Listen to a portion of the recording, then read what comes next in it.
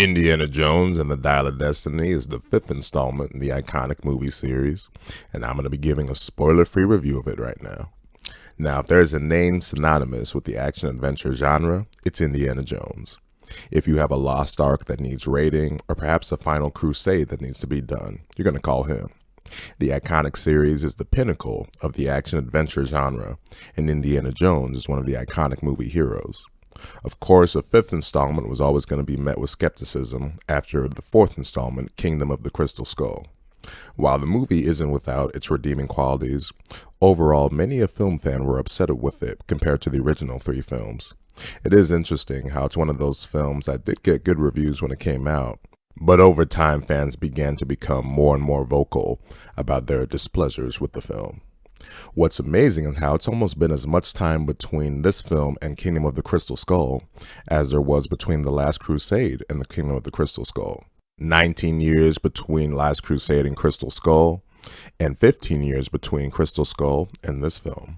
Goes to show how long this fifth installment has been in development for, and how movie years can certainly go by just like that. Has all the extra time been worth it? Will this be another epic fail for Lucasfilm, or will Indiana Jones make one last triumph? Now, a final triumph. Now, whether film fans want to admit it or not, the Indiana Jones films are probably the most formulaic out of any major franchise out there, including this one. 4 out of the 5 films, not including Temple of Doom, follow a lot of the same pattern. There's the setup, there's the item of interest, there's the tomb raiding, there's the action, and the ultimate payoff of whatever artifact they're looking for. It should be noted that this is the first Indiana Jones film, this fifth installment, not directed by Steven Spielberg. This instead is directed by James Mangold, who the most notable film that he's done is the excellent Logan from a few years ago. Now at this point we're obviously dealing with an elder Indiana Jones in this one. By comparison, in Kingdom of the Crystal Skull, he was more grizzled than anything. But amongst the most eye-opening sequences in this film will be when we see our younger classic Indiana Jones film, in a sequence I'm assuming taking place shortly after The Last Crusade. Now this was teased in the trailer, but the entire sequence itself is pretty lengthy and a nice way to see some of that classic indie action from those first 3 films. The actual technology used to recreate a younger Indy / Harrison Ford is very impressive and shows how we've come a long way with this tech since the days of Tron Legacy. The only unfortunate thing about this whole sequence was the extensive use of CG green screen for a lot of the moments here, and that's obviously not the ideal template that the Indiana Jones film established, but it is what it is, and overall I think this sequence will get a thumbs up from almost all movie audiences. Of course, our time here in this movie centers around our time with our elder Indiana Jones, perhaps and probably played for the last time by Harrison Ford. Now, he's still the Indiana Jones that audiences want to see through his actions, his attitude, his remarks, everything that goes into him that makes him the classic, iconic movie hero. Obviously, though, we're seeing him at a very different stage in his life. Perhaps the biggest contrast would be compared to how students listen to his lectures now in this movie, compared to how they listened to them in those original 3 films. He's well into that cranky old guy phase in his life, to where he'll come next door with a baseball bat in his hand knocking at your door, telling you to turn your goddamn music down. Now, given the nature of Indiana Jones films, story continuity has really never mattered that much. Each film has an entirely new cast of characters surrounding Indiana Jones, and each film is really its own standalone adventure, to where it doesn't really affect the next film. However, given the end of Kingdom of the Crystal Skull, with the ending and certain revelations, that wasn't going to be so easily the case with this new installment, given how he remarries Marion and finds out that he has a son. While initially this film seemed like it was just going to brush off aside Kingdom of the Crystal Skull's ending, the movie actually finds a way to make the story sort of meaningful in terms of those revelations, and provides Indiana Jones with perhaps his most emotional scene in the entire series.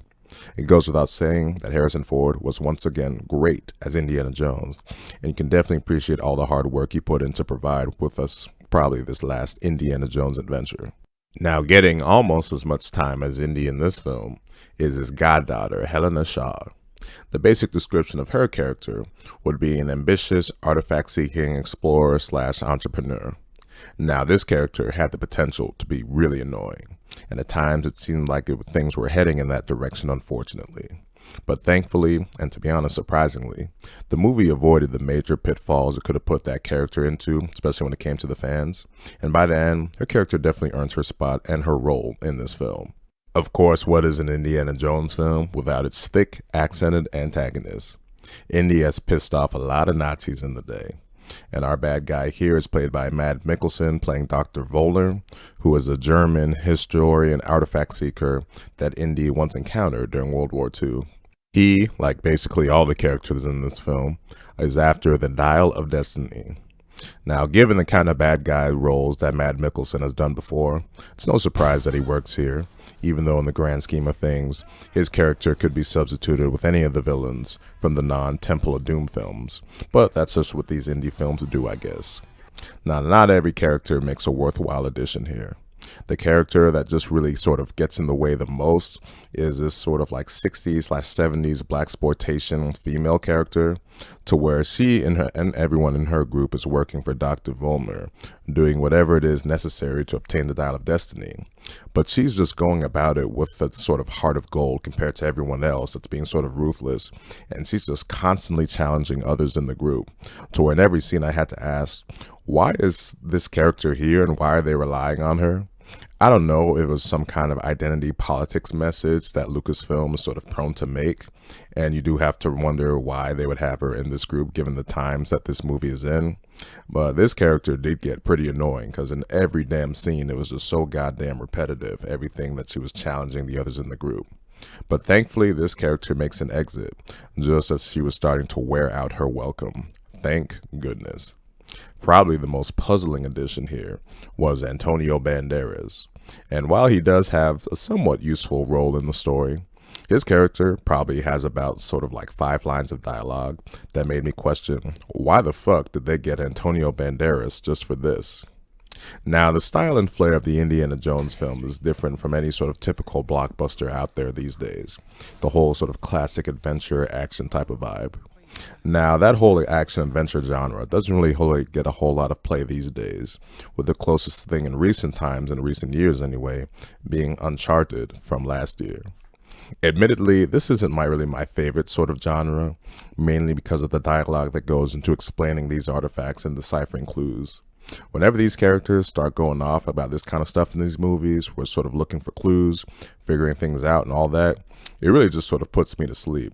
Because all this stuff is just so implausible, and all the hoops that you got to jump through and all the logic, it's just like, all right, sure, whatever. Wake me when you get to the artifact. For me, the Indiana Jones have always been victim to this, and this film was no exception. To where when this dialogue starts going, it's just like, all right, yeah, sure, why not? Of course you figured it out that way. Now, an element that these indie films have pretty much always excelled at is the action set pieces. The sequence featuring a younger Indy has the same sort of fun-spirited action that we see in those original films, but there's also a car chase later on in the film that features our older Indy, and it's pretty fast-paced, intense, and does what any good action scene should do, get better and better as it goes along.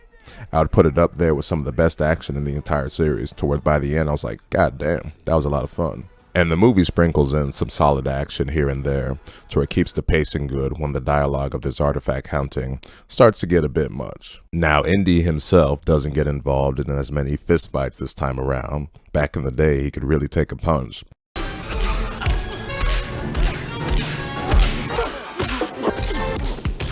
But that's because now it's hardly realistic for an 80-year-old Indy to still be fighting as well as he did back in the day, even though he still gets a good whack every now and then. Now, while admittedly I don't always love the whole clue hunting and dialogue that goes into the whole artifact hunting shenanigans in these movies, the ultimate payoff of this artifact is what makes it worth it.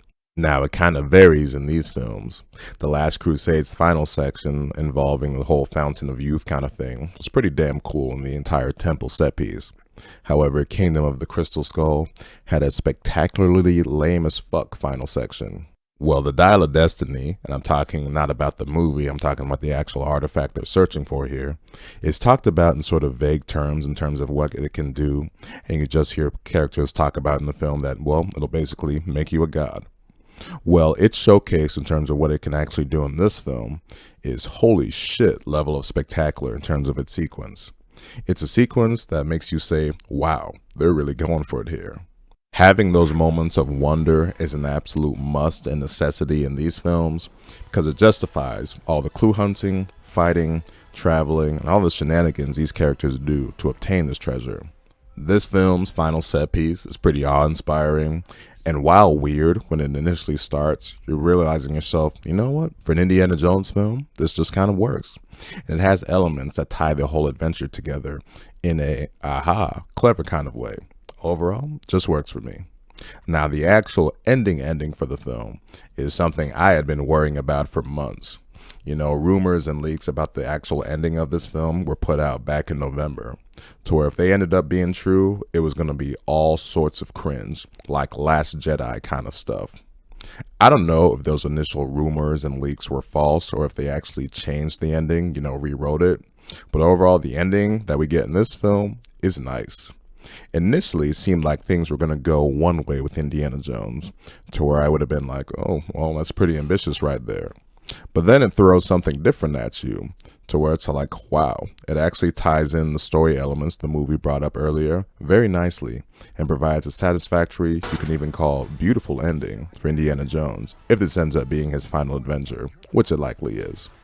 A lot could have gone wrong with this film, but more worked about the Dial of Destiny than didn't for me, and provided an Indiana Jones adventure that I think most fans can be proud of. So 7.5 out of 10 whips for the Dial of Destiny. Get back!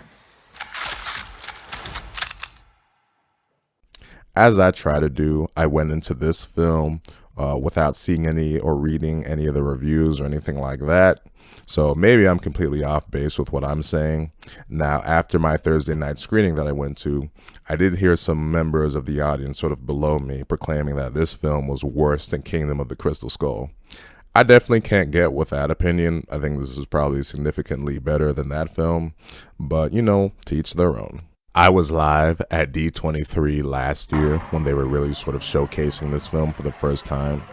And overall, like I said, I think the film delivered on what it needed to do, which is provide an Indiana Jones film that at the bare minimum, audiences and fans won't be embarrassed of. So that'll do it for this review of Indiana Jones and the Dial of Destiny. If you made it to the end of this video, thank you for watching.